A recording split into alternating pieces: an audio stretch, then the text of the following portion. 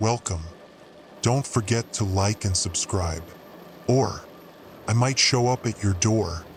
I'm just here to share some creepy stories, so sit back and enjoy.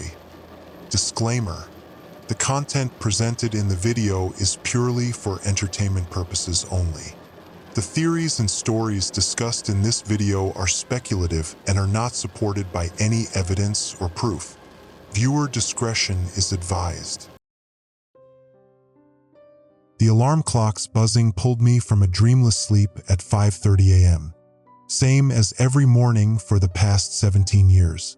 I slapped at it with practiced irritation, my hand finding the button without needing my eyes. When it continued buzzing despite my efforts, I finally cracked open an eyelid. The red digital numbers flickered randomly: 5:30, then 12:47, then 3:22, before settling back on 5:30 again. Piece of junk, I muttered, unplugging it instead. I'd been meaning to replace the thing for months now, but there was always something more important to spend money on.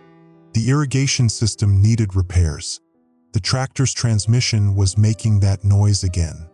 And property taxes were coming due. A temperamental alarm clock wasn't worth the trip into town. My feet hit the cold hardwood floor, the boards creaking familiar complaints beneath my weight. Outside my bedroom window, the Kansas dawn was just beginning to lighten the eastern sky, painting the edge of my cornfields in a pale yellow glow. Nothing but flat horizon as far as the eye could see. My land, my responsibility. I went through my morning routine on autopilot, coffee brewing in a pot that had seen better days. 2 pieces of toast with butter. No jam, ran out yesterday. Mental note to add that to the shopping list. The kitchen radio murmured weather forecasts and commodity prices while I ate standing up at the counter. Corn futures down again. Wonderful. Supposed to be a hot one today, with temperatures reaching the mid-90s by afternoon. The weatherman announced with inappropriate cheerfulness. Clear skies for most of the state, though there's a storm system building to the west that might bring some relief tomorrow evening. I rinsed my cup in the sink and glanced at the wall calendar. Tuesday. Feed delivery scheduled for Thursday. Payment due for the new pesticide I'd ordered last month. And I needed to call Jim Harkins about combining our orders for the winter wheat seed to get the bulk discount. Normal problems. Manageable problems. My phone buzzed in my pocket as I stepped onto the back porch. Boots half-laced. The harsh electronic tone wasn't my usual ringtone, but something sharper that cut through the morning stillness. The screen displayed emergency alert in bold letters. Attention! Agricultural contamination warning issued for Sheridan, Thomas, and Sherman counties. Residents advised to monitor water sources. Further information pending investigation. This is not a test of the emergency alert system. I frowned at the screen. My farm sat right at the edge of Sheridan County, about 12 miles from the Thomas County line.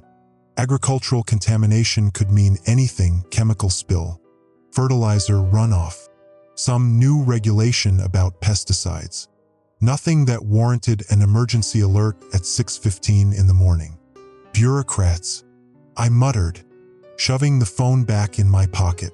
Probably some EPA official trying to justify their budget by creating panic over a tractor that leaked oil into a creek. The morning air felt different, though stiller than usual. No birdsong from the old oak tree near the house.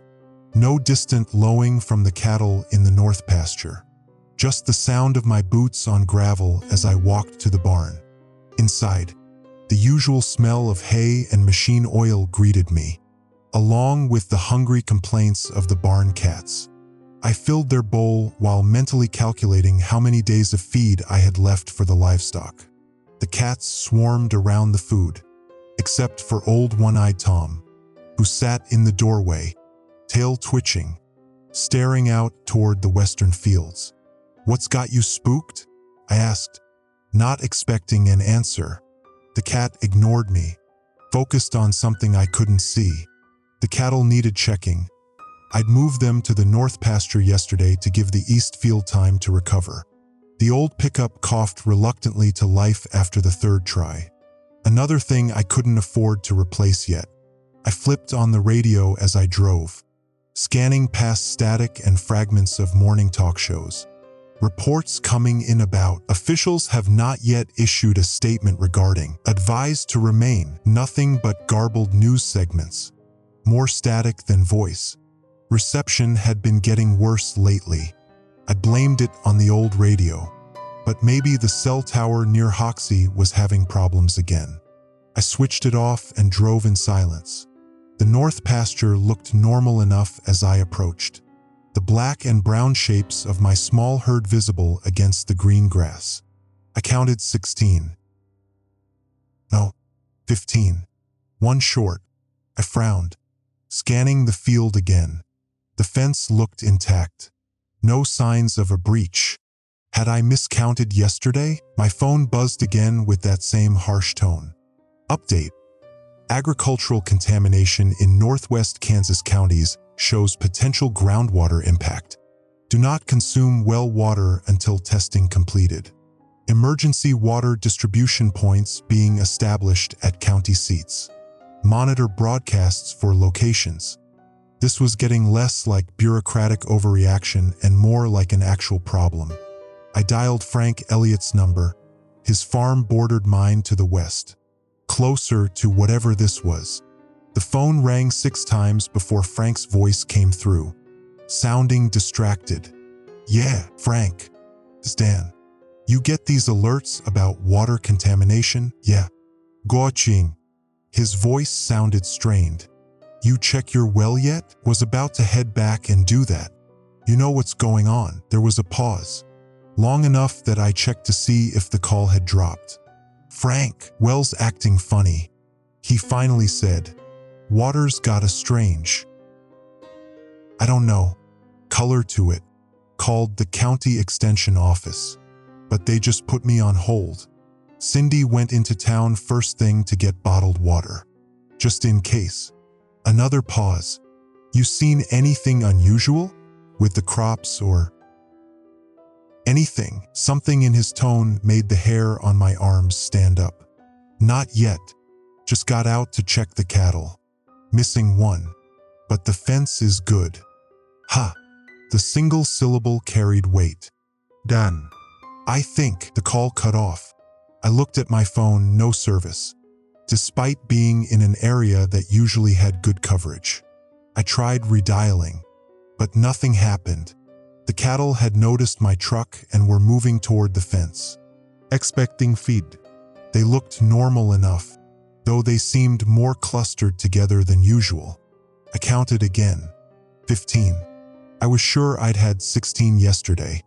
As I drove the perimeter, checking the fence line, I noticed a depression in the ground near the western edge, away from where the cattle were gathered. It looked almost like a sinkhole starting to form, maybe 3 feet across and a few inches deep. The grass around it had a dull, grayish cast.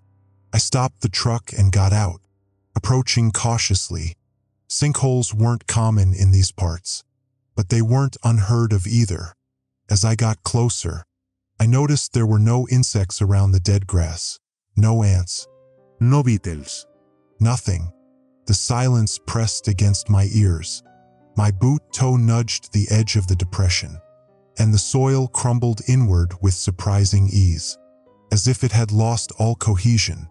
At the bottom lay something dark and misshapen. I leaned closer, squinting against the morning sun. It was a partial hoof, the edge of a black hide, my missing cattle, but wrong somehow, sunken into the earth as if it had melted into the soil itself. I stumbled back, suddenly understanding why Frank had sounded so strange.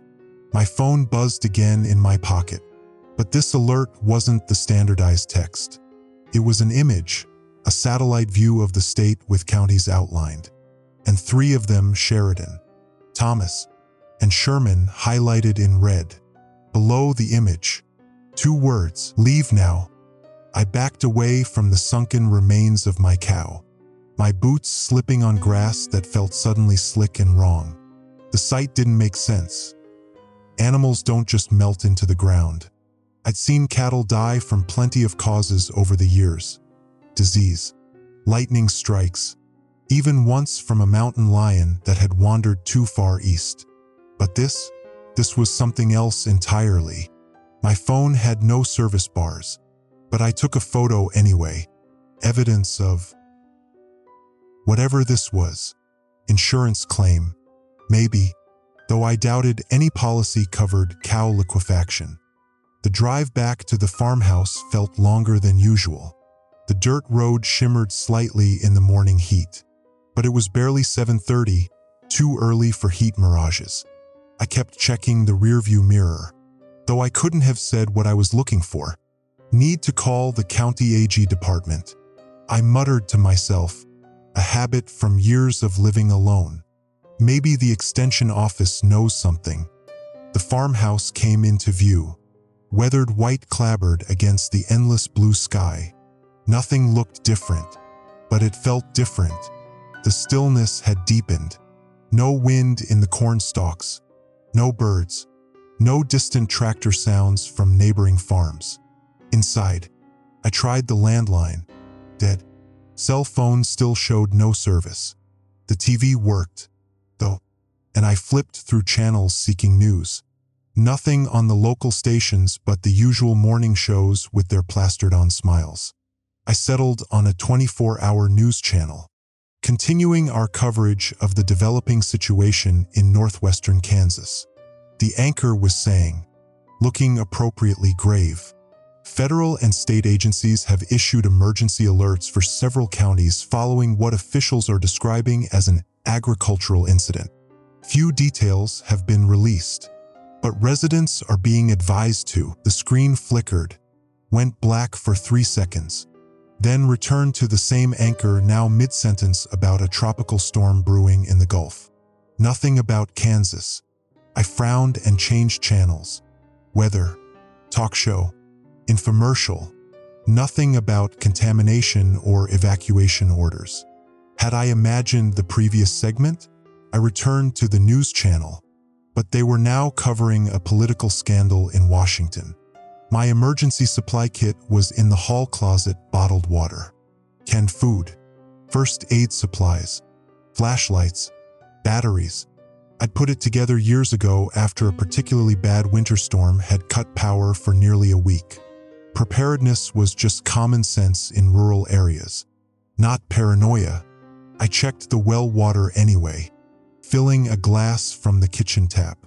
It looked normal enough, clear and free of any obvious discoloration. I sniffed it cautiously. No unusual smell. But Frank's warning nagged at me, and I set the glass aside untasted. The sensible thing would be to drive into town. Hoxie was only 20 miles east, and there'd be news there, or at least other people dealing with the same situation. The gas gauge on the truck showed half a tank, plenty to get there and back. Route 24 was eerily empty. No traffic in either direction. My truck was the only vehicle moving across the landscape, and that wrongness settled deeper into my gut. Tuesday morning should have farmers on tractors, delivery trucks, school buses. Something was keeping people home. 10 miles from my farm, I passed the Hendersons' place. Their long driveway was blocked by a chain across the cattle guard. Unusual, but not alarming on its own. Maybe they'd gone to stay with relatives. The Wilson farm a mile later had a sheriff's car parked outside. I slowed, considering whether to stop and ask for information. But something about the scene felt off. The cruiser's driver's door stood open. No one visible inside or around it. I kept driving. The radio in the truck managed to pick up a station as I approached the halfway point to town. Repeat. Citizens should proceed to designated evacuation centers immediately. Bring only essential items and any necessary medications. The following locations have been established as secure gathering points. Hoxie High School, Oakley Community Center, and the broadcast cut to static. I fiddled with the dial, trying to get it back, but found only bursts of white noise punctuated by fragments of voices too distorted to understand. Up ahead, something blocked the road. As I drew closer, I saw it was a line of vehicles, a mix of civilian cars and what looked like military transport trucks. People moved between them, some in uniform, others in what might have been hazmat suits. My foot eased off the accelerator. I stopped about 50 yards back, suddenly uncertain. This wasn't local law enforcement. These were federal vehicles. My phone buzzed again. Signal was back. Apparently, urgent. All residents of Sheridan, Thomas, and Sherman counties must proceed to designated evacuation centers. Follow instructions from emergency personnel. Do not return to homes for belongings. Do not attempt to travel west of Highway 23. Contamination spreading eastward. This is not a test. A figure in camouflage uniform approached my truck. I rolled down the window. "Sir, you need to turn around," he said, voice muffled by the mask covering the lower half of his face. "This road is closed. Follow the detour signs to evacuation centers in Hoxie." "What's going on?" I asked. "I've got livestock back at my farm. I can't just leave them." The soldier's eyes were the only visible part of his face, and they didn't look sympathetic. "Mandatory evacuation, sir. Agricultural contamination event. You'll receive compensation for livestock losses. Turn around now." "Contamination from what?" Pressed. "I've got a right to know what's happening on my land." The soldier glanced back at the roadblock, then leaned slightly closer. "Look, I don't know much more than you. Orders came down to set up containment around the affected area. They're calling it agricultural, but..." He trailed off, then straightened up. "Just go to the evacuation center. Don't go back to your farm." Something in his tone made me think he knew more than he was saying. "People are still back there. My neighbors, sir. I'm not going to tell you again. Turn around now or I'll have to detain you." I put the truck in reverse, backed up, and executed a three-point turn. As I drove away, I watched in the mirror as the soldier spoke into a radio, gesturing in my direction. When I reached the intersection with County Road 23, I faced a choice. East would take me to Hoxie and the evacuation center. West would lead back to my farm. The rational decision was clear enough. Follow the evacuation order. Get to safety. Figure out the rest later. I turned west. The return drive felt like entering a different world. The sky had taken on a strange hue, not quite overcast, but not clear either. A yellowish tinge that reminded me of approaching tornadoes. Except the air was dead still. No wind at all. Halfway back, I passed a car abandoned on the shoulder. Driver's door open. No sign of the occupants. A quarter-mile later, I saw what looked like luggage scattered across the road. Clothes. A suitcase burst open. Toys. Like someone had fled in a panic. The Wilson farm was empty now. No sheriff's car. No people. Just the house and barn standing silent in the strange light. I didn't stop. When I reached my own driveway, the first thing I noticed was the corn. The field nearest the house had changed. Yesterday, it had been green and growing, nearly ready for harvest. Now, patches of it had taken on a grayish cast. The stalks bent at odd angles as if partially melted. I parked in front of the house and sat in the truck for a long moment. Engine idling. The rational part of my mind was screaming to turn around, to follow the evacuation order. But I couldn't just leave. This was my land, my responsibility. As I stepped out of the truck, my phone buzzed again. The emergency alert this time was different. A video file. I opened it to see a shaky camera pointed at a field much like mine. The corn stalks were moving, writhing almost, despite no wind. The video panned to show a man in a hazmat suit gesturing frantically at the camera operator. Then the frame jerked, fell, showed only sky for a moment before cutting to black.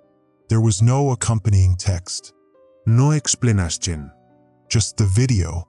I looked up at my own cornfield, where the grayish patches seemed to have spread since I'd first noticed them minutes ago. The dead zones were growing visibly, stalks collapsing in slow motion. From somewhere deeper in the field came a sound I'd never heard before. Not quite a rustle, not quite a moan, just wrong. I backed toward the house, keys clutched in my suddenly sweaty hand, eyes fixed on the swaying corn. The military roadblock and evacuation order made much more sense now. Whatever was happening to Kansas, it was already here, and it was spreading. I backed into the house, unwilling to take my eyes off the cornfield. Inside, I locked the door, a habit more than a real security measure.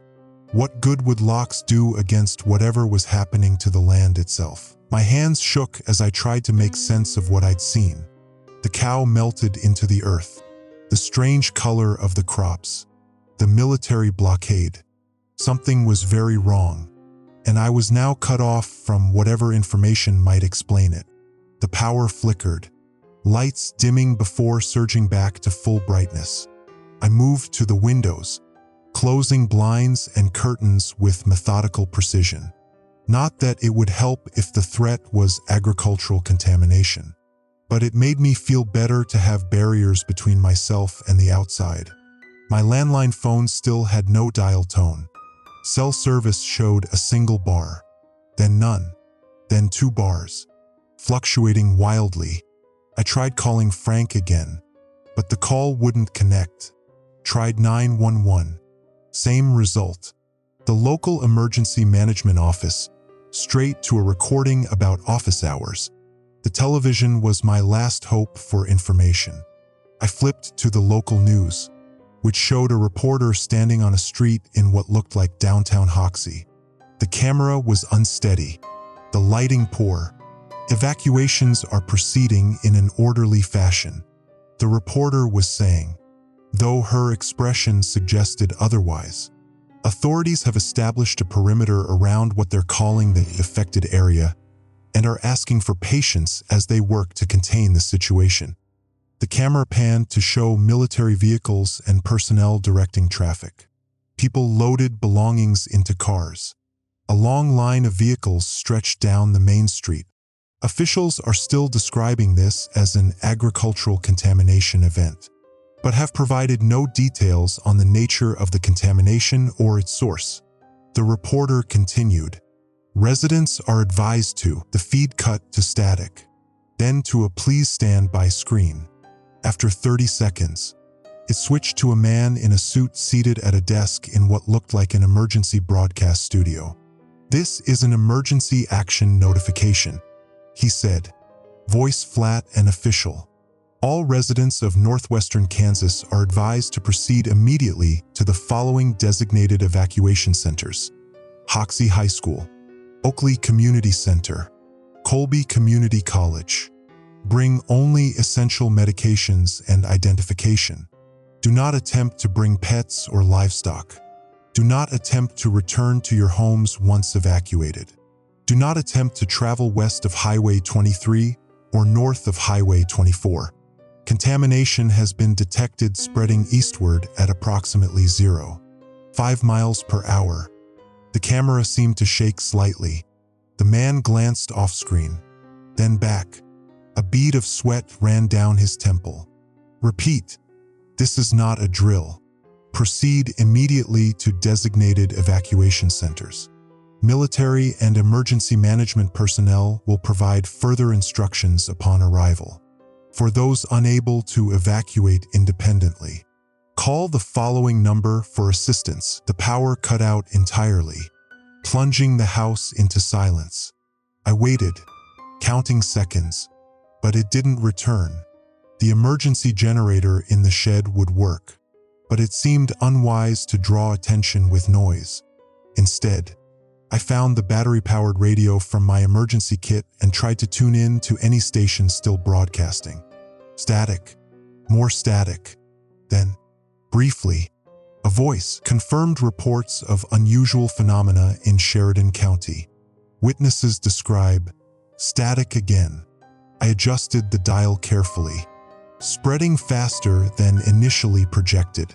CDC and military containment teams are more static. Advise residents to avoid all contact with affected soil and vegetation.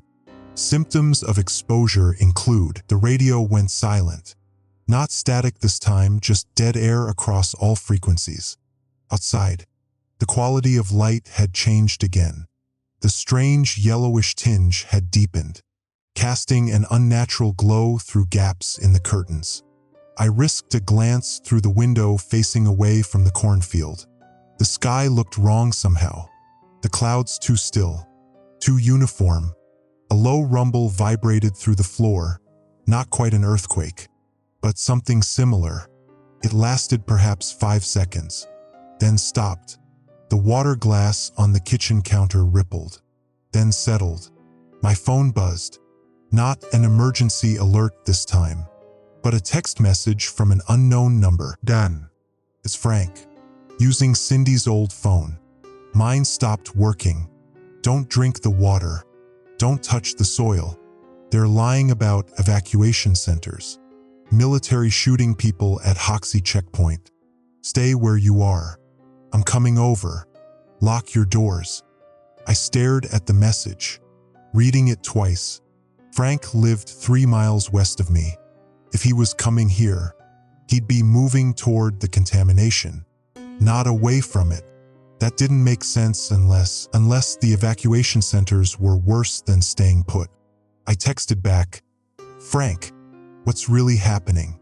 What contamination? I waited, but no response came. The signal bars on my phone vanished again. Another rumble shook the house. Stronger this time. A picture fell from the wall, the frame cracking on impact. From the kitchen came the sound of breaking glass, the untested well water, spilled across the floor. I should clean it up, but suddenly I didn't want to touch it. The landline phone rang. The unexpected sound made me jump. I stared at it. This device that had been dead for hours, now suddenly working. I approached cautiously and picked up the receiver. Hello. My voice sounded strange in the quiet house. Static. Then a voice distant, distorted. Emergency broadcast system. This is not a test. Contamination has reached critical levels in the following counties: Sheridan, Thomas, Sherman, Wallace, Logan, Gove. Residents are advised to seal all windows and doors. Do not attempt to evacuate. Repeat, do not attempt to evacuate. Shelter in place until military extraction teams arrive. Do not consume tap water. Do not. The voice cut off, replaced by what sounded like heavy breathing. Then, quieter, a different voice. They're lying. Don't believe them. It's in the soil. It's in the water. The line went dead. I replaced the receiver with shaking hands. The contradictory instructions made no sense. Stay or go. Trust the military or fear them. Every source of information seemed compromised. Unreliable. Another rumble. Longer this time. The lights flickered back on for a moment, then off again. In that brief illumination, I saw something that made my blood run cold. A dark stain spreading across the kitchen floor from where the water glass had fallen. Not spreading like normal water would, but moving with purpose. Tendrils extending outward like searching fingers. I backed away, bumping into the living room wall.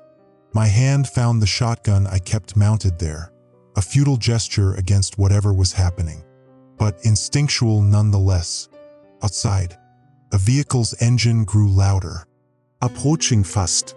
Headlights swept across the curtains as it pulled into my driveway. Car doors slammed.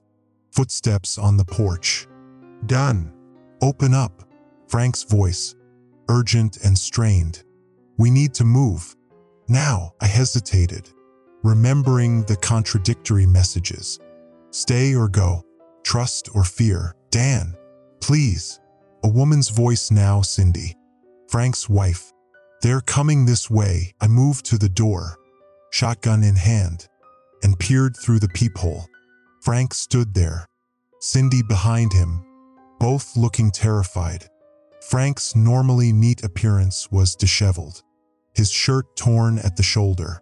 Cindy clutched a backpack to her chest, and behind them, on the road, distant headlights, multiple vehicles, moving fast. Done. Please. Frank called again. We've got maybe 5 minutes. I unlocked the door but kept the chain on, opening it just enough to see them clearly. What's happening? Frank? What's really going on? Frank's face was pale, eyes wide. It's not contamination. Not exactly.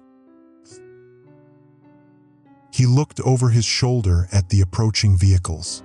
We don't have time. Please. Done. Trust me. I closed the door, removed the chain, and let them in. As Frank rushed past me, I caught a glimpse of something on his arm, a dark, web-like pattern spreading beneath his skin. Lock it, he said as I closed the door, and get your emergency supplies. We need to go out the back way. Go where? I asked, securing the deadbolt.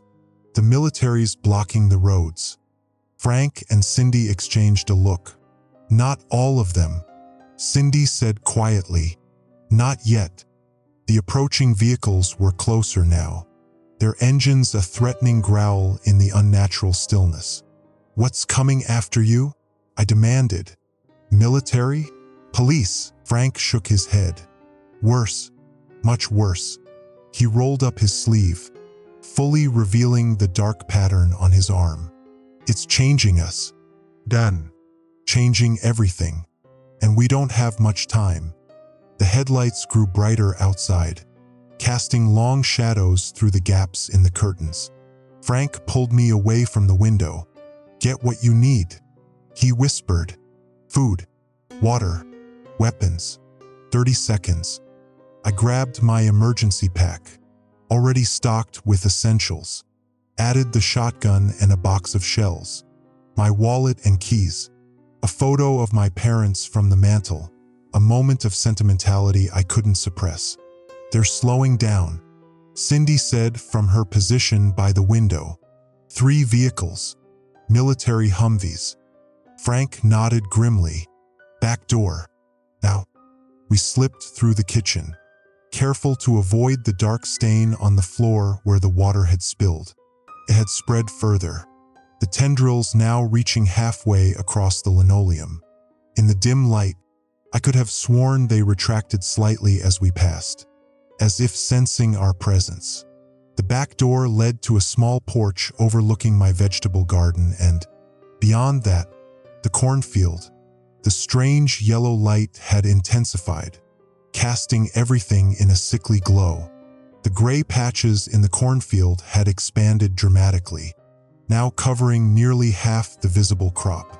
Jesus, I breathed. It's spreading fast, faster than they predicted. Frank agreed. We need to get to the cellar. My storm cellar? That's your plan? I asked incredulously. We should be getting as far away as possible. Frank's expression was grim. There's nowhere far enough. Done. Trust me.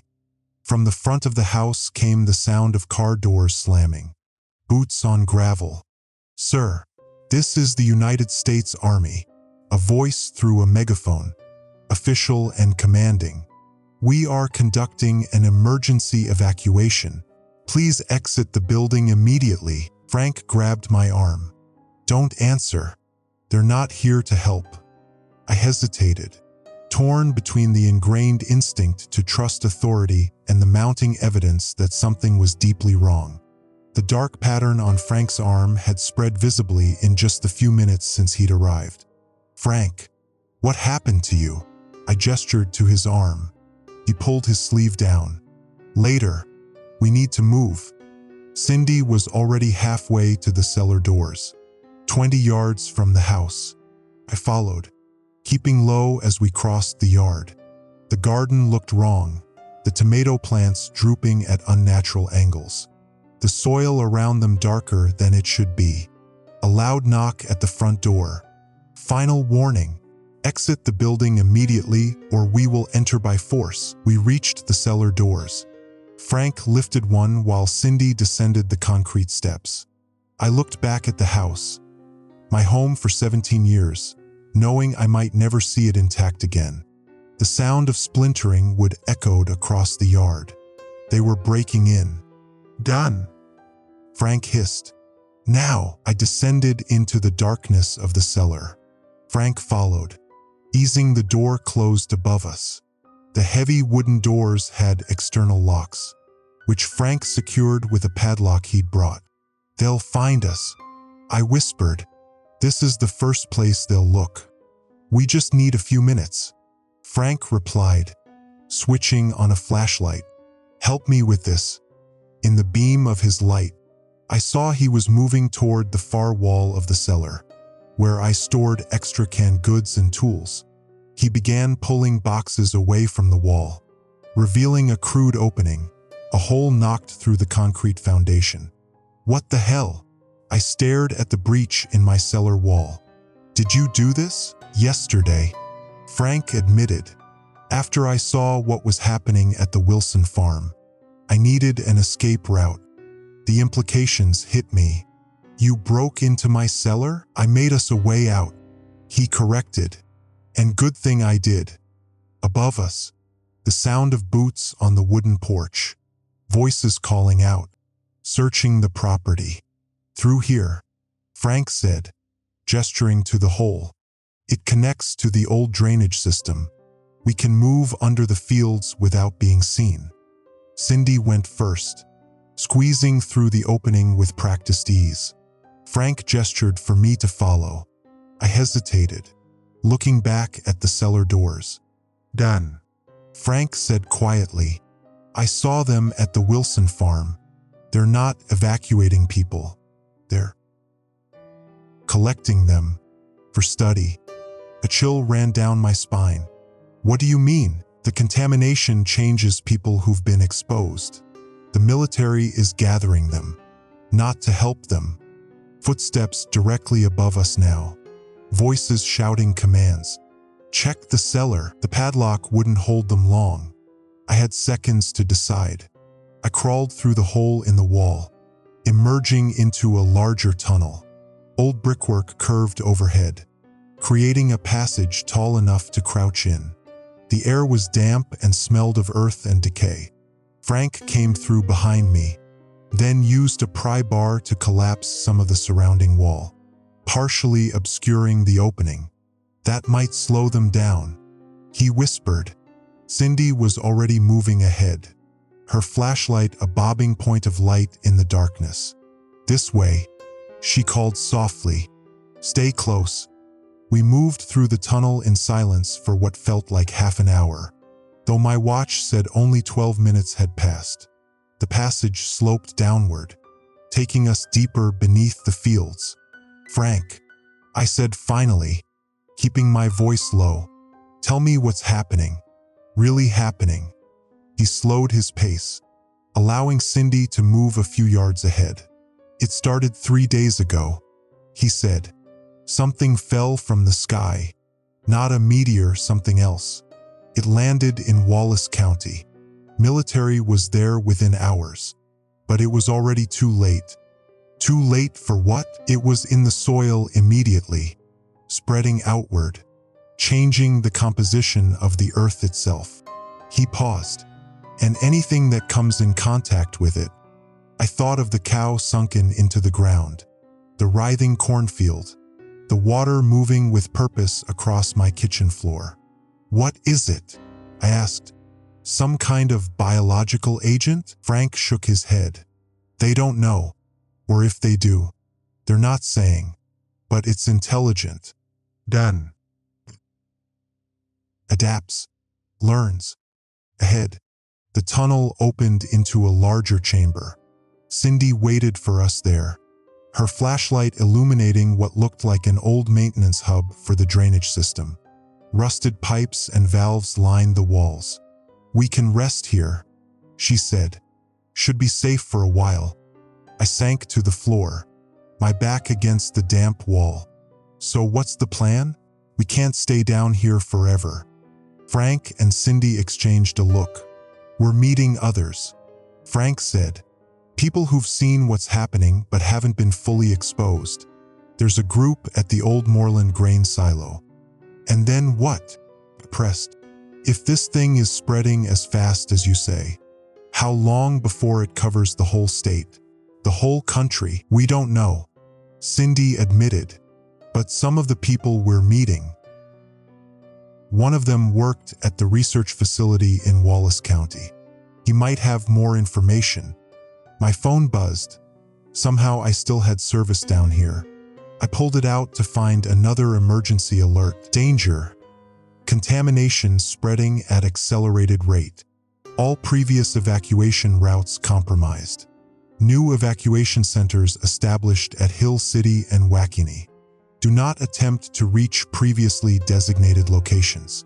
Infected individuals should identify themselves to authorities for treatment. Symptoms include discoloration of skin, unusual patterns beneath skin, altered mental state, heightened awareness of surroundings. This is not a test." I showed it to Frank. "They're tracking the infected," I said. "Like you." He nodded grimly. "They want to study us, figure out how to stop it." He rolled up his sleeve again, revealing the pattern. It had spread further, now covering most of his forearm. "But I don't think they can stop it. I think it's too late." "How did you get exposed?" I asked. "Checking the well," he said. "Water looked normal, but when I touched it..." He trailed off. "It changed me." Done. Can feel it in my head, like whispers, thoughts that aren't mine. A chill ran through me. "Are you still?"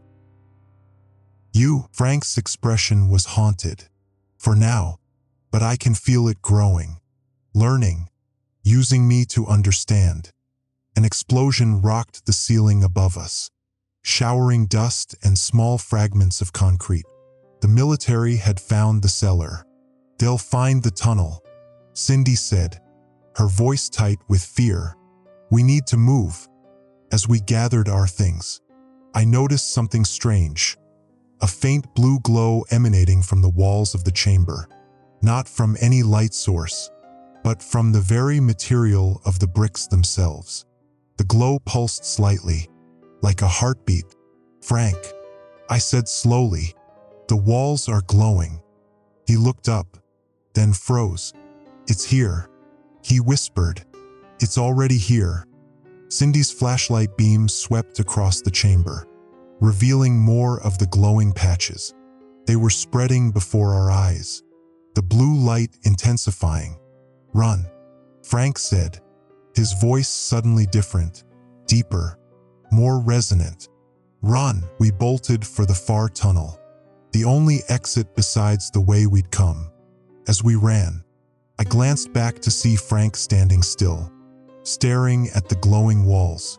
The pattern on his arm was glowing too, the same eerie blue. "Frank!" I shouted. "Come on!" He turned to me, and in the strange light, his eyes reflected blue. "I can hear it now," he said. "So beautiful, so perfect." Another explosion above, closer this time. Cindy grabbed my arm. "We can't help him," she said. "It's too late." As we escaped into the darkness of the tunnel, Frank's voice echoed behind us, not in pain or fear, but in a kind of ecstatic wonder. "It's coming," he called. "It's coming for all of us." The thin veneer of normality had completely shattered. whatever was happening to Kansas. It wasn't just contamination, it was invasion. Cindy and I stumbled through the tunnel, our flashlight beams cutting weak swaths through the darkness. The passage curved and branched, forming a disorienting maze beneath the fields. I'd lived above these drains my entire life, never suspecting they extended this far or formed such a complex network. "Do you know where we're going?" I gasped, my lungs burning from the combination of exertion and stale air. "Sort of," Cindy replied, her voice tight. "Frank mapped some of it yesterday. Left marks." Sure enough, as our lights swept the walls, I spotted crude arrows scratched into the brickwork. We followed them, the sounds of pursuit growing fainter behind us. Either the soldiers hadn't found the tunnel entrance yet, or they were dealing with Frank. Frank, the image of his eyes reflecting that alien blue light wouldn't leave my mind. The way his voice had changed, the look of rapture on his face as he'd surrendered to whatever was taking him over. "Cindy," I said as we paused at a junction. Frank said something fell from the sky. What exactly did he mean? She was quiet for a moment, checking the markings on the wall. "He saw it," she finally said. "3 nights ago. He was out checking the irrigation system when the sky lit up. Said it wasn't like a meteor, more like a ripple in the air. Then something hit in the fields west of here. By morning, the soil around it had already changed. He went to look, everyone did. Sheriff, county officials, bunch of farmers, military showed up by noon. That's when the contamination story started." She pointed to a tunnel branching right. "This way." We moved again, slower now, conserving energy. The tunnel began to slope upward. "But what is it?" I pressed. "Some kind of biological weapon? Alien? Something?" Cindy's laugh was bitter. "Does it matter? Whatever name we give it won't change what it's doing." She glanced at me. "Frank thinks it's sentient, that it's tasting us, learning." A chill ran through me. "Through him," she nodded. "He started feeling it yesterday, after he touched the water. Said it was like having another voice in his head, asking questions. By this morning, he couldn't ignore it anymore." The tunnel ended at a metal ladder leading up to a round hatch. Cindy climbed first, struggling with the rusted mechanism before pushing it open. Daylight flooded down, along with that same sickly yellow tint. We emerged into a drainage ditch about half a mile from my property. The open sky felt dangerous after the enclosed tunnel, but there was no sign of military vehicles or personnel. Just the empty landscape stretching to the horizon and the wrongness of it. From this vantage point, I could see the spread of the contamination clearly. Gray patches mottled the fields like a disease, some areas completely dead, others in the process of transformation.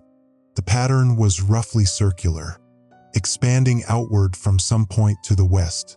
The edge of it seemed to be moving, almost flowing.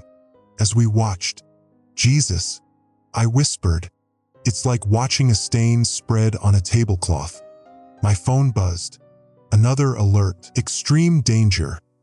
Contamination spreading at 2-3 miles per hour. All previous evacuation routes compromised. Military establishing final containment perimeter along Highway 36 and Interstate 70. All residents must proceed immediately to extraction points. This is not a test. This is your final warning. Attached was a map showing the affected area, a roughly circular zone now encompassing most of a 5-county region. Red arrows indicated evacuation routes, all leading eastward. A dotted line showed the planned containment perimeter. They're going to cordon off the entire northwest corner of the state, I said, showing Cindy the map. Whatever this is, they don't think they can stop it anymore.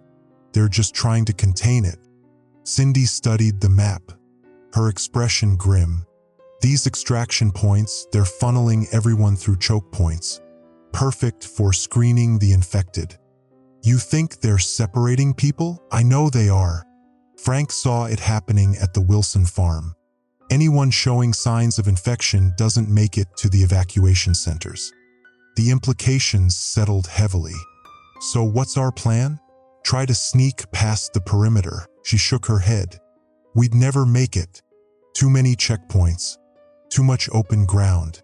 Our best chance is to meet up with the others at the Moreland silo. The guy who worked at the research facility, he might know something useful. Like a cure, Cindy's expression answered before her words did. I don't think there is one, but maybe a way to coexist with it. We started walking, keeping to the drainage ditches and low spots in the terrain where possible. The landscape felt wrong, too quiet, too still. No birds, no insects. Even the wind seemed to have died completely. After about 20 minutes, we crested a small rise and saw smoke on the horizon, thick black plumes rising from what looked like the direction of Hoxie. They're burning it, Cindy said flatly, trying to create a fire break. I nodded, remembering forest fire containment tactics. Will it work? What do you think? We continued in silence. As we walked, I found myself constantly checking my arms, my hands, looking for any sign of the blue patterns that had spread over Frank. So far, my skin remained normal, but the fear of contamination had lodged itself deep in my mind. How far to the silo? I asked eventually. Another few miles. Cindy replied. Should reach it by sunset. If we're lucky. Sunset. The thought of being out in the open after dark, with whatever was happening to the land, filled me with dread. A distant rumble drew our attention skyward. Military jets streaked across the sky, headed west. Moments later, the horizon flashed with the unmistakable bloom of an explosion. They're bombing it, I said, incredulous. They're actually bombing Kansas. Cindy just nodded, unsurprised. Desperate measures. We watched as more jets appeared, followed by more distant explosions. The military was unleashing serious firepower on the contamination source. My phone buzzed again, not an alert this time, but a call. Unknown number. I answered hesitantly. Hello, Done. Frank's voice, but wrong somehow, deeper, with an odd resonance. Where are you? I froze, meeting Cindy's alarmed gaze. Frank? How did you? The soldiers are gone. He continued, as if I hadn't spoken. They tried to take samples. It didn't go well for them.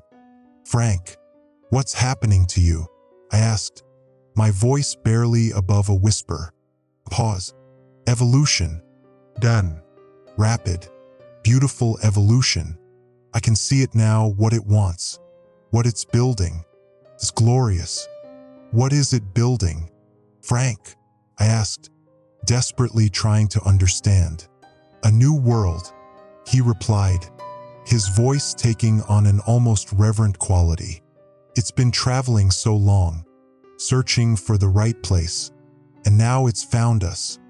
In the background of the call, I could hear strange sounds, not quite mechanical, not quite organic, flowing, pulsing noises. Frank, listen to me, I said. You need to fight it. Whatever's in your head. It's not you. It is me now. He replied calmly. And soon, it will be you too. Everyone, everything. The change is coming. Done. Don't fight it. It's so much better when you don't fight it. The line went dead. I stared at the phone, my hand shaking. He's gone.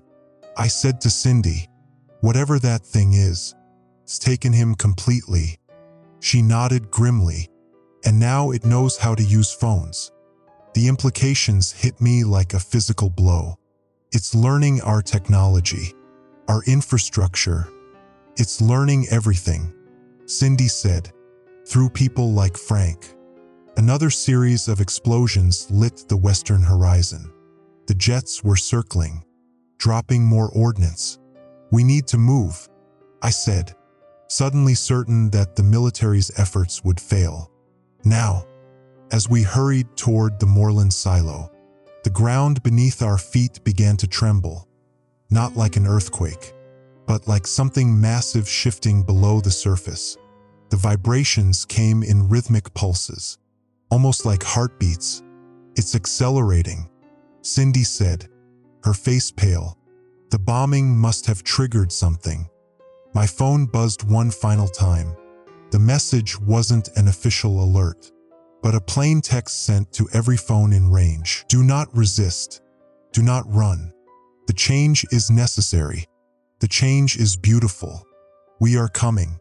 We are already here. Attached was an image, a satellite view of the Great Plains, with a blue glow spreading outward from northwest Kansas. The contamination was moving faster now, much faster than before. No help was coming. No evacuation. No military rescue. We were on our own in a world that was rapidly becoming something else entirely. And somewhere in that new world, Frank was waiting for us. I'd been reading the same emergency alert for 20 minutes. The words remained unchanged, but their meaning seemed to shift with each passing second. Remain in your homes. Federal assistance is en route. Do not attempt to travel. Do not consume local water. Further instructions pending. The timestamp was from yesterday. No further instructions had arrived. My truck idled outside the Clearwater Municipal Building, its engine ticking in the pre-dawn silence. I'd driven here with purpose, though I couldn't quite articulate why. Information. I needed information that wasn't being filtered through increasingly desperate broadcasts. The building's glass doors were locked. Naturally, small-town government buildings don't keep night hours. But the side entrance, the one they prop open during summer council meetings, had a security latch that never quite caught right. A trick I remembered from high school, when we'd sneak in to check baseball field assignments before they were officially posted. Some patterns of life persist even as the world falls apart. The door opened with the same reluctant creak it had 15 years ago. Motion-sensing lights flicked on as I stepped inside, making me freeze. But no alarm sounded. No security guards appeared. The building felt abandoned, though nothing was visibly out of place. Papers still sat in their neat stacks. Coffee cups remained on desks, half full and long cold. I moved through the darkened hallways toward the county planning office. If anyone had maps of the region, information about what was happening to the land, it would be there. Hello, I called out, not really expecting an answer but needing to hear a human voice, even if it was just my own. The sound died quickly in the acoustically deadened hallway. The planning office door was unlocked.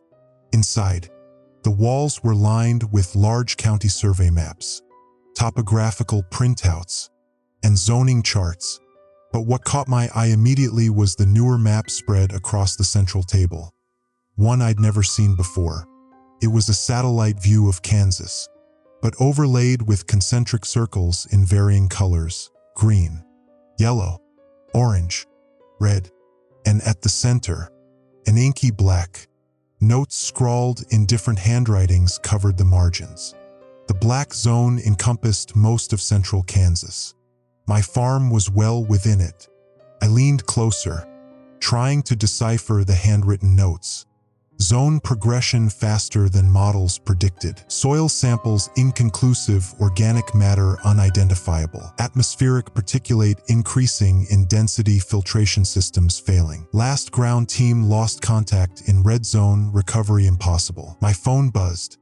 Another emergency alert. This is not a test. All citizens in affected areas must proceed to designated evacuation points. Bring only essential items. Military personnel will direct you. I looked back at the map. The evacuation points were all positioned well beyond the colored zones. None of them were within 50 miles of my location. Another phone alert, coming just seconds after the first. Disregard previous alert. Remain in place. Shelter protocols in effect. Await further instructions. The contradictions had become so common I barely registered them anymore. But something caught my eye, a filing cabinet in the corner with a heavy padlock, but slightly ajar. Someone had been in a hurry. Inside were folders labeled Agricultural Incident Response with yesterday's date. Pulled them out, hands trembling slightly. The top sheet was a memo on Department of Defense letterhead. Classification: Top Secret Umbra. Operation Heartland Quarantine. Containment efforts have failed. Spread rate now exceeds our capacity to establish effective cordons. Black zone soil samples show 89% conversion. Atmospheric spread confirmed. Recommendation: immediate implementation of scorched earth protocol for all areas within the red zone perimeter. Evacuation of yellow zone only. Green zone residents to be informed of agricultural chemical spill requiring temporary relocation. All data collection teams must withdraw beyond containment line by 0600 tomorrow. No further extraction attempts authorized for remaining civilians within black or red zones. President has been briefed. Authorization pending. My stomach turned to ice. They weren't trying to save us. They were writing us off. I rifled through more papers, finding a series of soil analysis reports with terminology I didn't understand. But the conclusion was clear enough. Sample demonstrates properties inconsistent with terrestrial biology. The lights flickered, then steadied. My phone buzzed again. The message wasn't a standardized alert format this time. It appeared to be a direct text, though the sender was listed only as Emergency Broadcast System. Help us. They're in the broadcast center. Not contamination.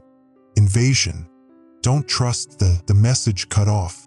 I waited for it to continue. Nothing came. When I looked up from my phone, I noticed something I'd missed before. A sealed evidence bag tucked under other papers. Inside was what appeared to be a soil sample, except it wasn't soil as I recognized it. It was darker, with an iridescent quality that seemed to shift when I moved the bag. And most disturbing of all, it appeared to be moving slightly, pulsing with a rhythm that reminded me of a heartbeat. A sound from the hallway made me jump. Footsteps?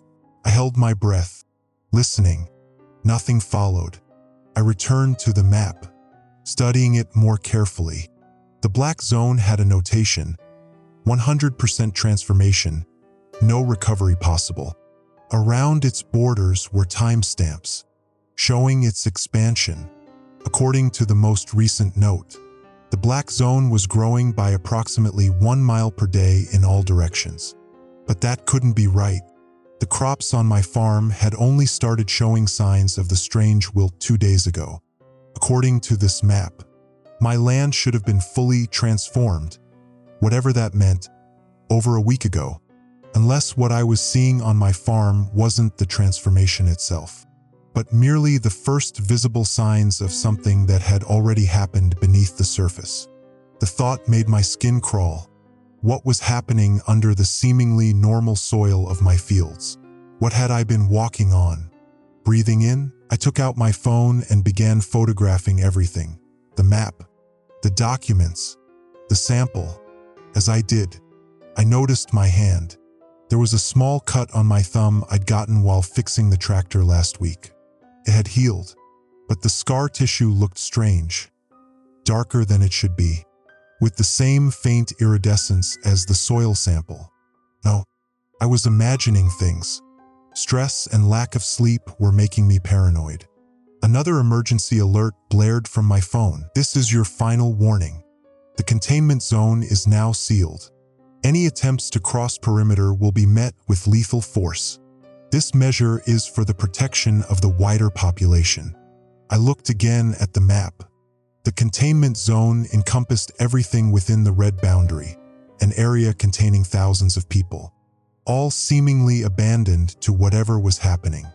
As I gathered the documents to take with me, the building's lights flickered again, then went out completely. Emergency lighting kicked in, bathing everything in an eerie red glow.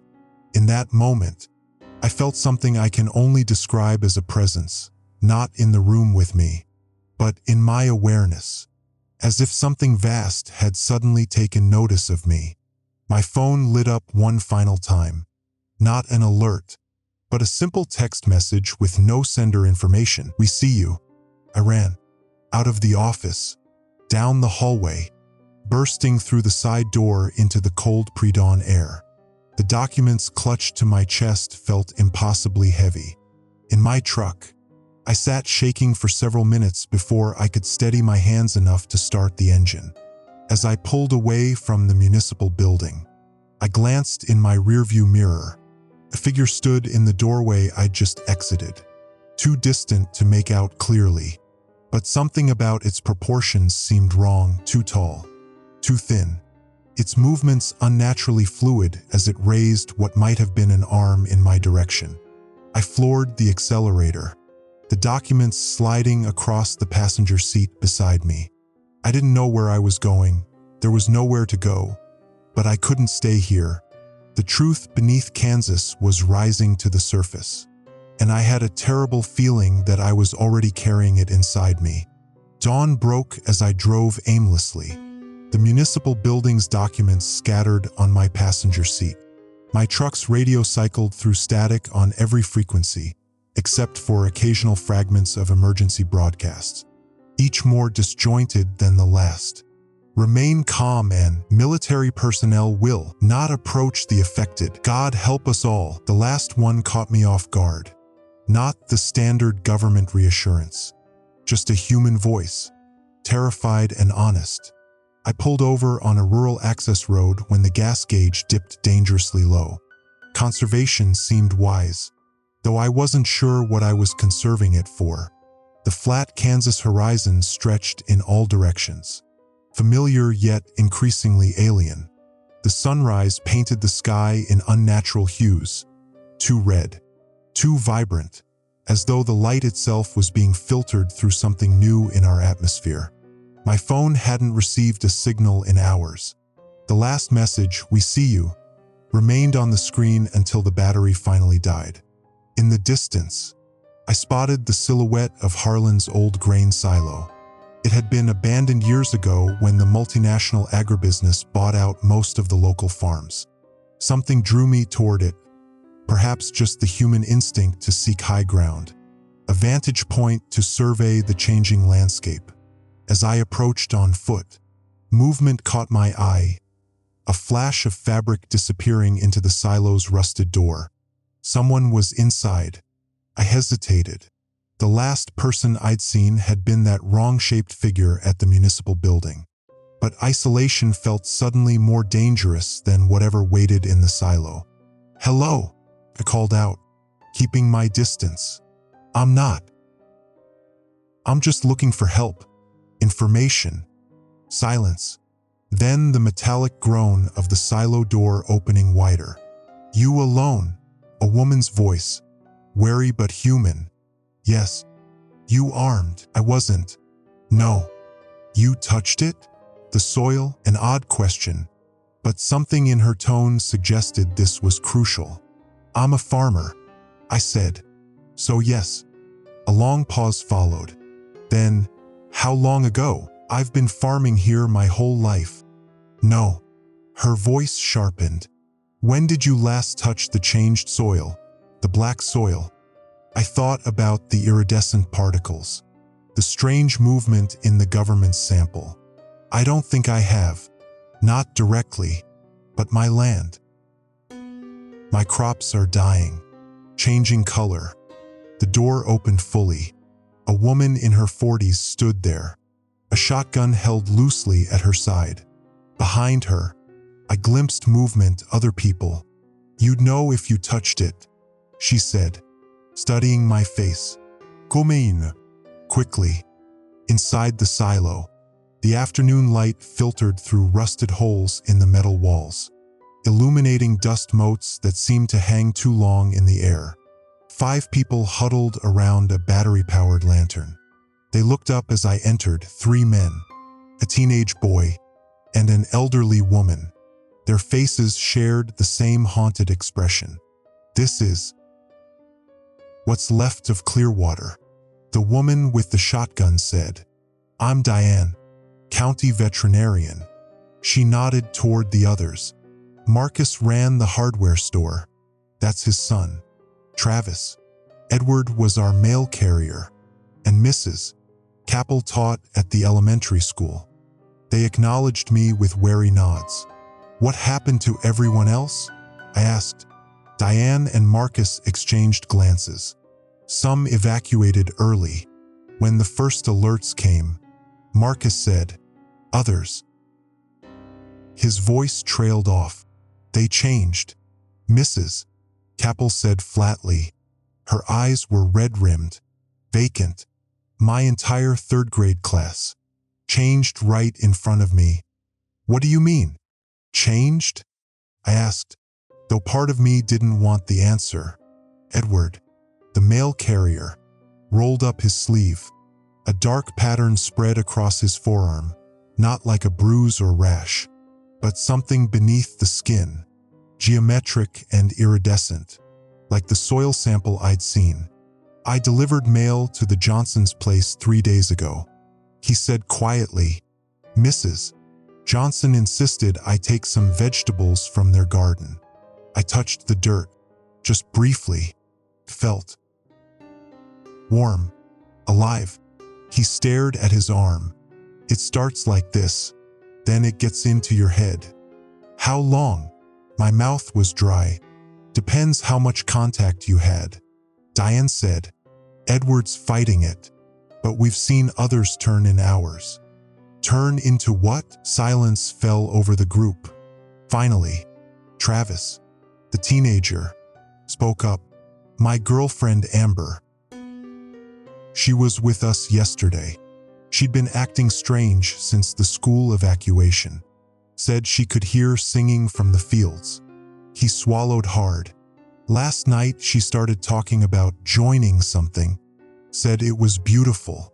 We tried to stop her, but..." She walked straight into Fremont's cornfield. Diane finished. We followed at a distance, watched her reach down and push her hands into the soil. Moved to meet her, flowed up her arms like it was alive. "And then," I whispered. She screamed. Travis said, "Not in pain, in joy." Then her body just came apart, but not like dying, like becoming something else. Something with too many pieces that still somehow fit together. His voice cracked. "She's still out there, moving through the fields, but she's not Amber anymore." I thought of the strange figure I'd seen at the municipal building. Had that once been a person too? "What is this? What's happening?" I pulled the government documents from my jacket. "I found these. Some kind of containment operation. They called it invasion." Diane took the papers, spreading them on an overturned crate. The others gathered around. "Christ," Marcus muttered. "They're not even trying to stop it." "They can't," said a new voice. We all turned. A man in tattered military fatigues sat up from where he'd been lying in the shadows. His face was gaunt. I sunk in. "Captain Reed Hoffman, 5th Biological Response Team," he said weakly. "Or I was, until headquarters stopped responding." "You're military?" I moved toward him. "What is this thing? Some kind of weapon? An attack?" He laughed, a hollow sound that ended in coughing. "We thought so too. First, foreign bioweapon. Maybe. Then we thought accident, one of our own experiments gone wrong." He shook his head. "We were so arrogant, so human-centric in our thinking." "What then?" Diane demanded. "It's not contamination. this colonization. He gestured to the documents. That black zone is not dead. It's transformed, converted. The soil, the air, the water, all becoming extensions of it. Extensions of what? I asked. We don't have words for it. Something ancient, patient. It's been dormant under the Kansas bedrock for who knows how long? Thousands of years, maybe millions. He coughed again. Our deepest test wells woke it, and now it's waking up the rest of its kind. A heavy silence fell over the silo. It's intelligent. Reed continued. It learns, adapts. The first few people who came in contact, it just killed them. But then it started experimenting, taking human forms, using our voices, our emergency systems. My blood ran cold as I remembered the contradictory alerts. The strange message, we see you, the changed people. I said, what are they now? Nodes, extensions, new growth. Reed's eyes unfocused slightly. They retain memories, personalities enough to lure others in. But they serve the larger organism now. Travis made a strangled sound. The military response? Marcus asked. Failed. Reed's voice was matter-of-fact. Airstrikes, chemical defoliants, even tactical nuclear options were considered. Nothing works. Kill one part, the rest adapts, and anyone sent into the affected zones either doesn't come back, or comes back wrong. So we're trapped. I said, not trapped. Reed's gaze intensified. Already caught. This silo, this conversation, it's just the final moments before the harvest. The emergency radio on Diane's belt suddenly crackled to life, the first signal in hours. Emergency alert system. This is not a test. Mass evacuation order for all counties west of the Missouri River. Proceed immediately to designated. The transmission cut out, replaced by a sound that wasn't quite static, more like breathing or growing. Outside, the sun was setting, but the horizon glowed with a light that wasn't from the sun. Something in the distance was burning or transforming, casting an unearthly radiance across the Kansas plains. We should move at night, Diane said firmly. Head east. Try to reach the containment boundary. No one mentioned that according to the maps I'd found, we were already at least 30 miles inside the no recovery zone. No one had to. Dawn found me back at my farm. Not by choice, by necessity. Our attempt to flee eastward had fallen apart in the darkness. Roads that should have been straight suddenly curved back on themselves. Landmarks appeared in impossible places. The stars overhead formed patterns I didn't recognize, though I'd spent my life beneath the Kansas sky. It's manipulating space, Captain Hoffman had muttered as we'd driven in circles, his voice weakening with each passing hour, or our perception of it. We'd been separated when the things came out of the cornfields. Not human anymore, but wearing human shapes like ill-fitting clothes. They moved with disjointed grace, calling out in the voices of people we knew. I'd heard my mother's voice, though she'd been dead for 12 years. In the confusion, our group scattered. I found myself alone in my truck, somehow back on the familiar dirt road leading to my property, as if the land itself had guided me home. The Kansas sunrise spilled across my fields, illuminating what I'd been too afraid to see before. The soil had changed completely now, darker, with that same iridescent quality I'd seen in the government sample. The few stalks of corn still standing were twisted into shapes that defied their natural growth patterns, forming structures that looked almost architectural. I parked my truck and entered the farmhouse. Moving on autopilot, the building stood unchanged, a mockery of normalcy. The coffee mug I'd left on the kitchen counter 3 days ago remained untouched. Bills still sat in their neat pile beside my checkbook. As if any of that mattered now. I turned on the kitchen radio out of habit, expecting nothing but static. Instead, an automated emergency broadcast message played. The voice unnaturally flat. This is the emergency alert system. All residents in contamination zones must remain indoors. Secure all windows and doors. Do not attempt to reach evacuation centers. Military personnel will conduct door-to-door extraction operations. Food and water will be provided. Do not consume local produce or water. Do not. The message cut off abruptly, replaced by static. Then silence. I knew it was a lie. According to Captain Hoffman, there would be no extraction. The military had already written off everything within the black zone. We were already considered lost. My landline phone sat on the kitchen wall, its red message light blinking. Impossible, the power had been out for days. Yet when I pressed the button, the automated voice announced, "You have 17 new messages."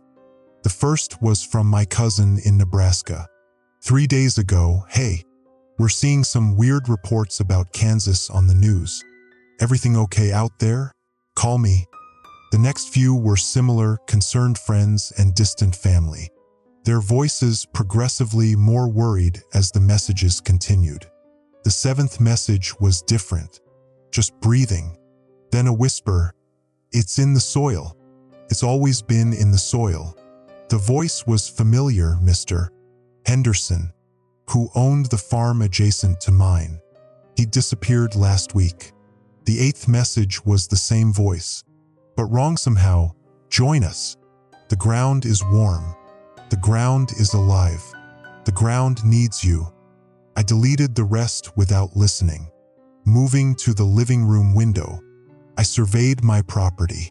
The barn door swung open in the light breeze, revealing darkness within. Something moved in that darkness, a shifting of shadows that didn't correlate with the wind or sunlight. I needed to secure the house, not because I believed the emergency broadcast, but because I needed time to think, to plan. I moved through the rooms, closing curtains, checking locks. In the bathroom, I caught my reflection in the mirror and froze. My eyes were bloodshot, face gaunt from days without proper sleep or food. But that wasn't what stopped me. It was the faint pattern visible beneath my skin, subtle enough that I might have missed it if I hadn't been looking for it. Geometric shapes, slightly iridescent, tracing the path of veins in my neck, like Edward's arm in the silo. I hadn't touched the changed soil directly, I was certain of it, but I'd been breathing the air, drinking water from my well, surrounded by whatever was transforming the land. A wave of dizziness washed over me. I gripped the sink, breathing deeply until it passed. When I looked up, I could have sworn my reflection smiled slightly before my face caught up with the movement. In the kitchen, I found my emergency radio and tried all frequencies. Most returned static, but one played a continuous series of tones, not Morse code, but something similar, almost musical, with a pattern that seemed just beyond my comprehension. I found myself humming along before I realized what I was doing. My ham radio setup in the basement was more powerful. I'd maintained it for years, a relic of my father's paranoia about government overreach. Now it might be my only connection to the outside world. The basement stairs creaked under my weight. The air grew cooler as I descended, carrying a musty smell mixed with something else, something organic and unfamiliar. My radio equipment sat on a desk against the far wall. I powered it up, surprised to find it still working despite the general power outage. The generator must have kicked in automatically. I sent out a general distress call. "This is Kansas call sign KD0JNU. Is anyone receiving? Over." Static hissed from the speaker. Then, faintly, receiving you. Identify your location. Over. Hope surged through me. I'm on a farm outside Clearwater, Kansas. We need immediate evacuation. Unknown contamination is spreading through the region. Over. Pause. Then, Clearwater is within the quarantine zone. No extraction operations authorized for your sector. Please confirm your status. Are you showing symptoms? Over. What symptoms should I be looking for? I asked, my fingers unconsciously tracing the faint patterns now visible on my forearm. Discoloration of skin, geometric patterns beneath the epidermis, auditory hallucinations, particularly reports of singing or music from affected areas, spatial disorientation, time perception anomalies, enhanced sensory awareness of the contaminated regions. Over. I swallowed hard. And if someone is showing these symptoms, the voice on the radio grew softer, almost sympathetic. Then they're already part of it. I'm sorry. Over. Part of what? What is this thing? Over. We don't know. Some kind of neural network. A hive organism. It's reconfiguring everything: soil, plants, animals, people, creating something new. Over. I thought of the architectural structures forming in my cornfield. Not random mutations, but deliberate construction. How far has it spread? Over. When did you last receive an official update? Over. 3 days ago. Maybe 4. I've lost track. Over. A long pause followed. 4 days ago, the contamination covered approximately 200 square miles. Current estimates put it at over 5,000 square miles and accelerating. We've lost contact with most monitoring stations within the affected region. Over 5,000 square miles. The enormity of it staggered me. Is there a cure for the people who've been changed? Over. Static filled the channel for several seconds before the response came. Negative. Once the neural reconfiguration begins, it's irreversible. Over. I looked down at my arm. The pattern's more pronounced now. Not spreading. Exactly emerging. Like a photograph developing. What should I do? Over. Another long pause. Document everything. If you can get data out. We need it. And make peace with whatever comes next. I'm sorry. Over and out.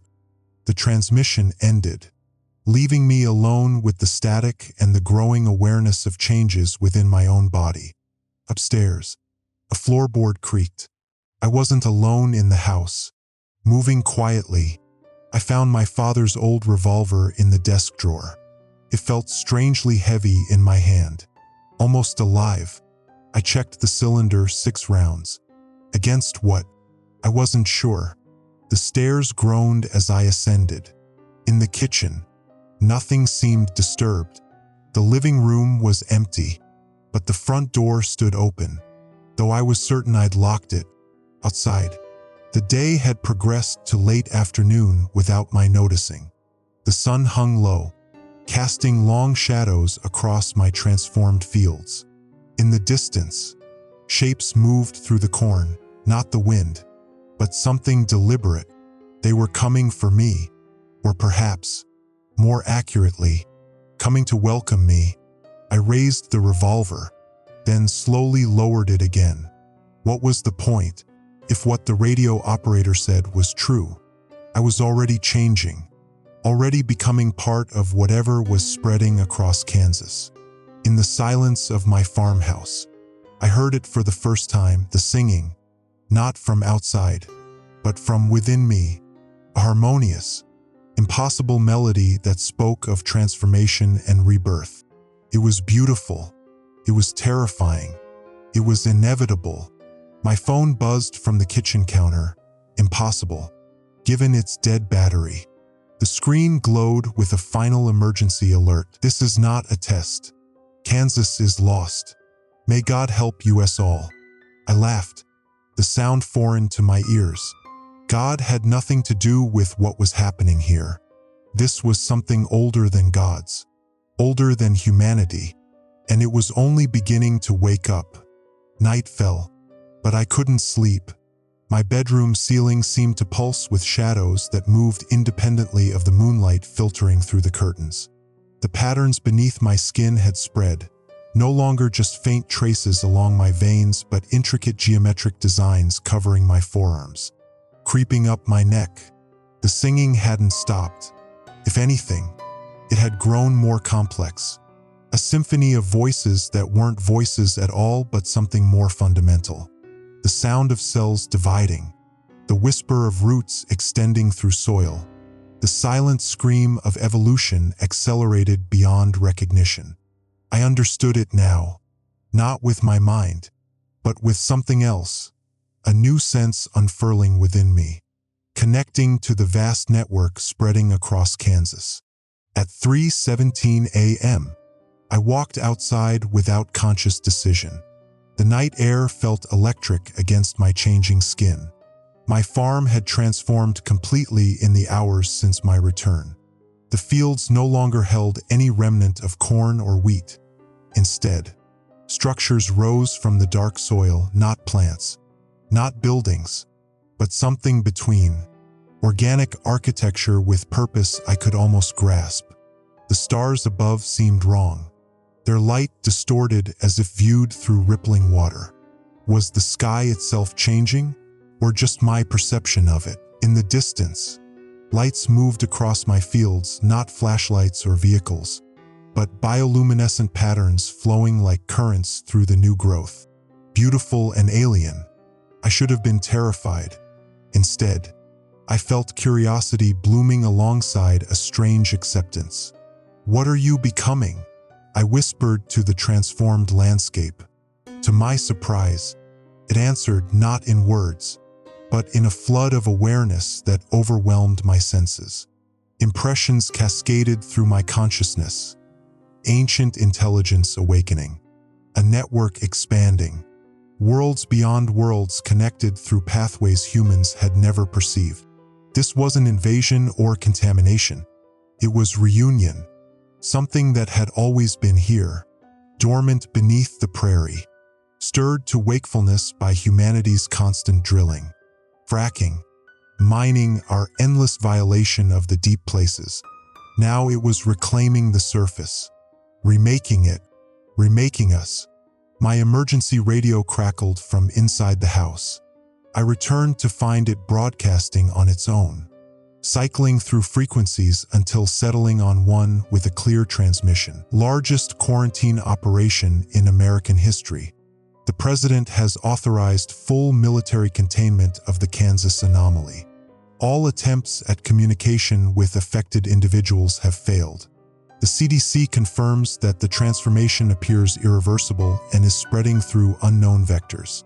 Citizens in Nebraska, Oklahoma, Missouri, and Colorado should prepare for possible evacuation notices as the containment perimeter expands. The broadcast continued, but my attention shifted as I noticed something on my kitchen table that hadn't been there before. My laptop, open and powered on despite the general electricity failure. The screen displayed a satellite view of the central United States, with a dark mass spreading outward from Kansas. Timestamps in the corner showed the image updating in real time. I watched, transfixed, as the darkness expanded visibly, tendrils reaching northeast toward Omaha, south toward Oklahoma City, east toward Kansas City and St. Louis. A prompt appeared on the screen. Establish direct communication? My fingers moved without conscious direction. Typing yes. The screen went black. Then text appeared. One character at a time. "We have been waiting for you." "Who are you?" I asked aloud. "We are the network. We are the deep root. We are becoming."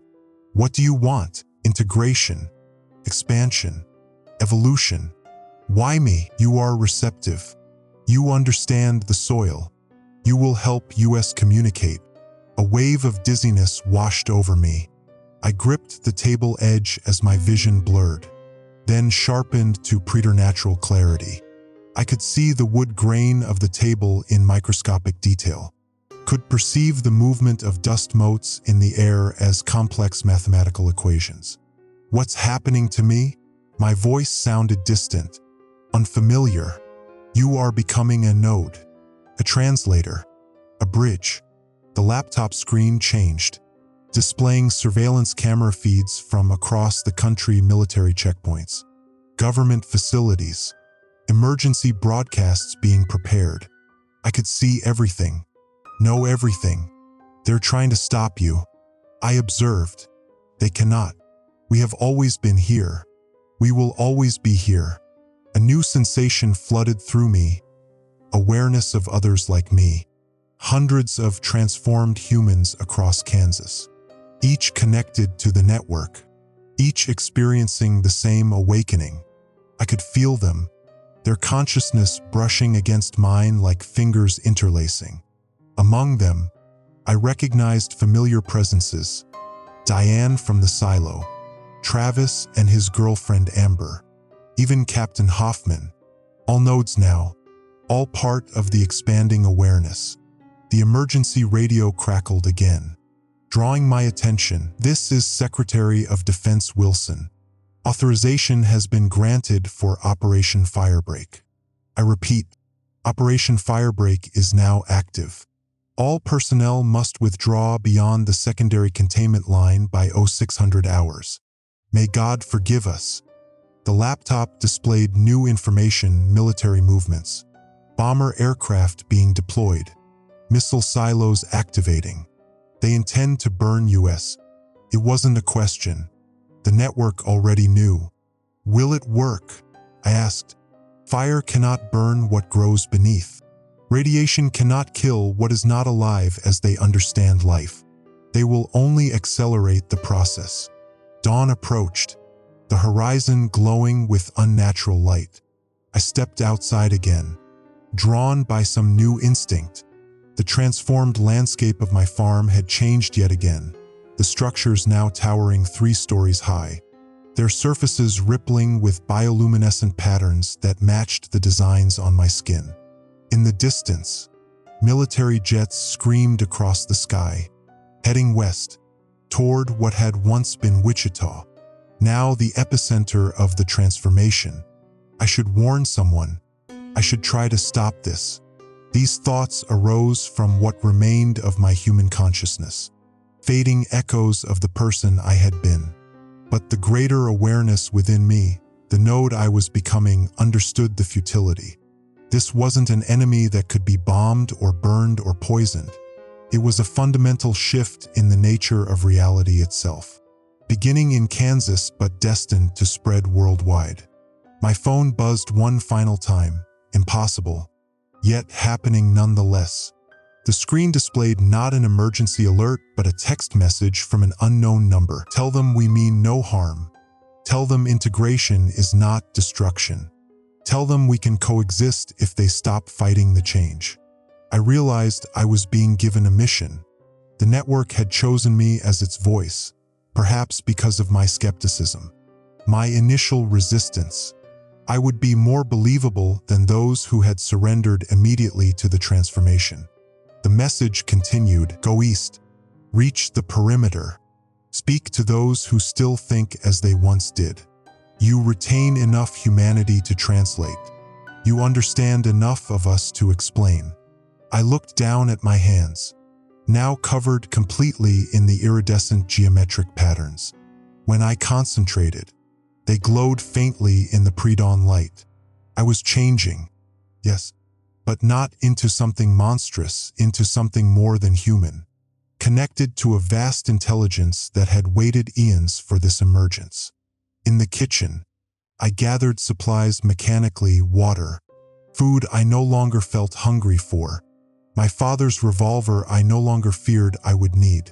The laptop screen changed one last time before going dark. Kansas is not lost. Kansas is transformed. The world will follow. Outside, The first bombs fell in the distance. Silent flashes on the horizon followed seconds later by rumbling that shook the earth. Operation Firebreak had begun. Too late. Far too late.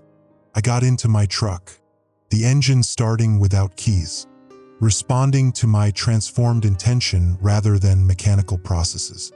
As I drove east toward the quarantine perimeter, the landscape flowing past my windows bore no resemblance to the Kansas I had known my entire life. Beautiful structures rose from the earth like enormous crystals. Transformed humans moved with fluid grace among them. Their bodies altered yet still recognizably the people they had been. They turned to watch me pass, acknowledging my purpose with silent understanding. The singing grew louder as I approached the edge of the transformed zone, a chorus of billions of voices, from microscopic soil bacteria to the massive network itself, all unified in purpose. Kansas wasn't a wasteland. Kansas was becoming a cathedral, and I was being sent to open its doors to the world. The eastern horizon burned orange and black as I approached the quarantine perimeter.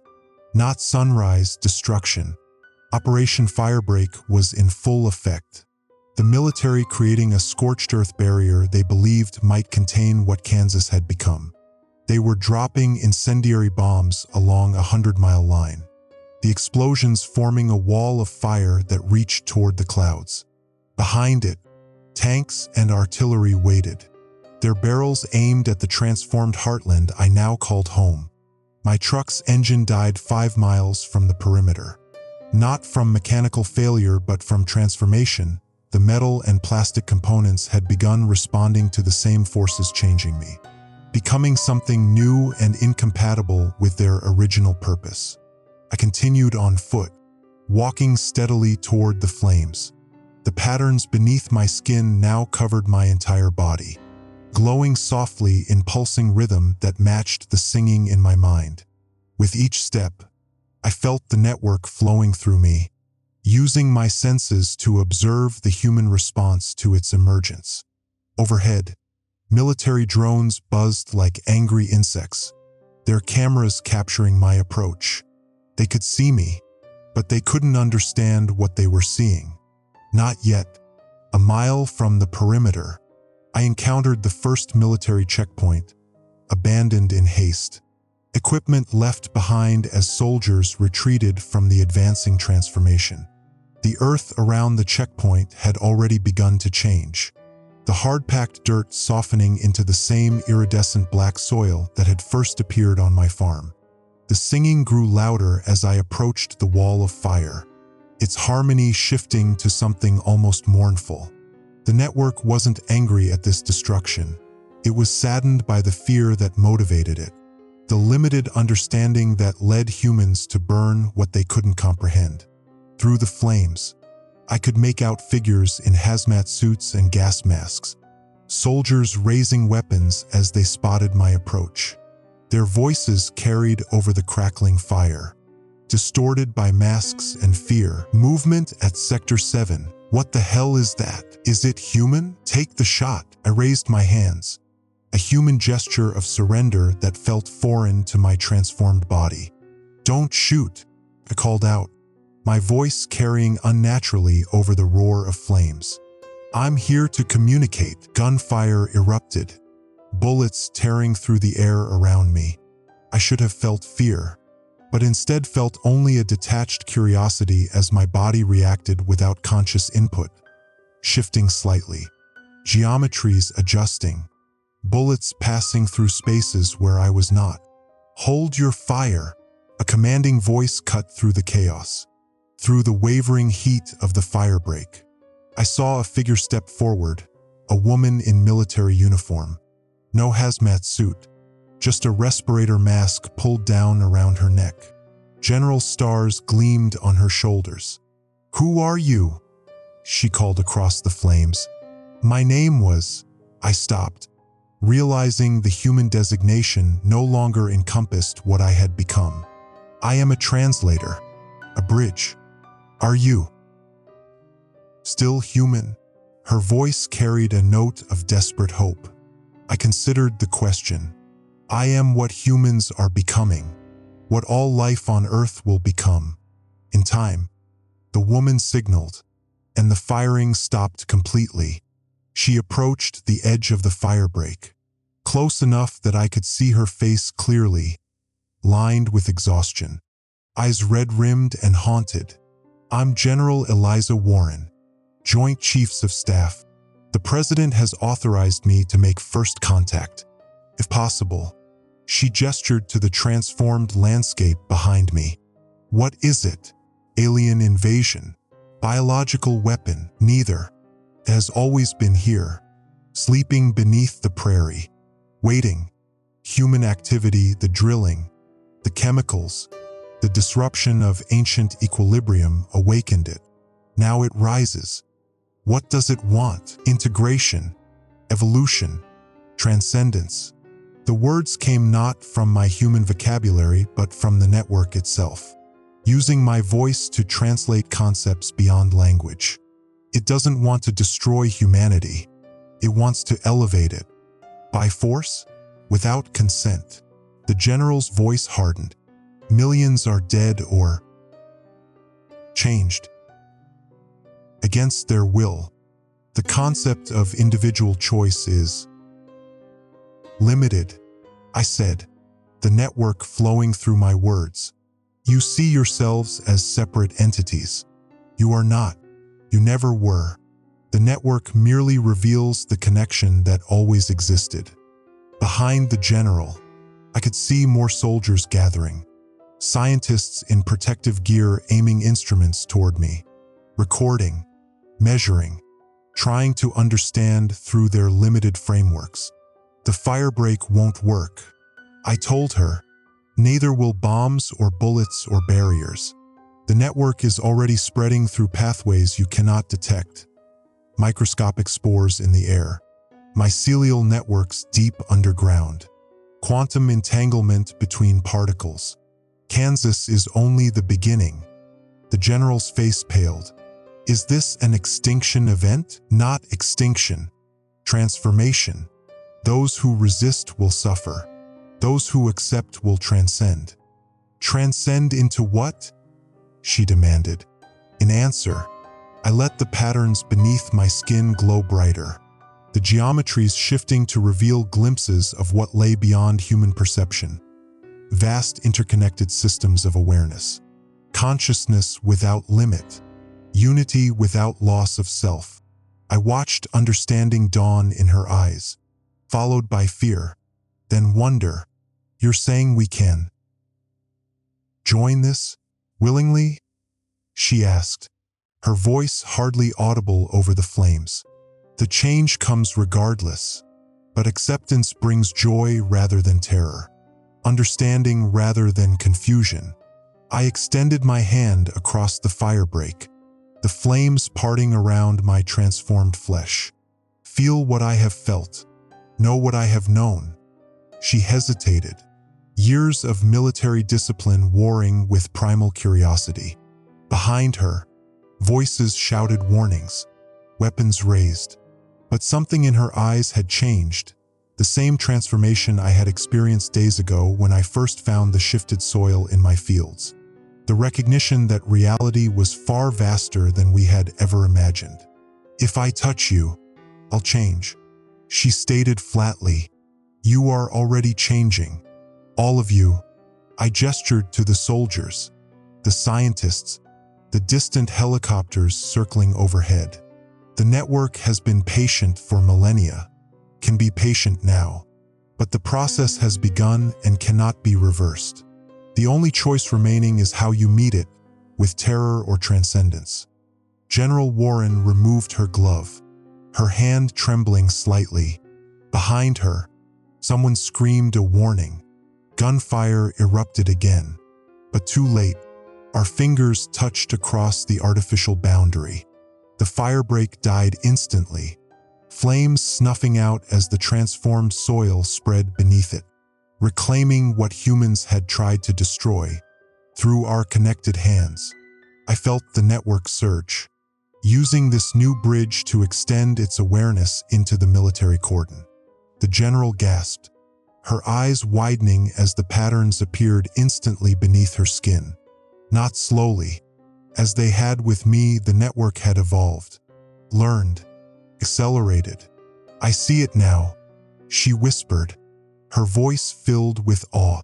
It's beautiful.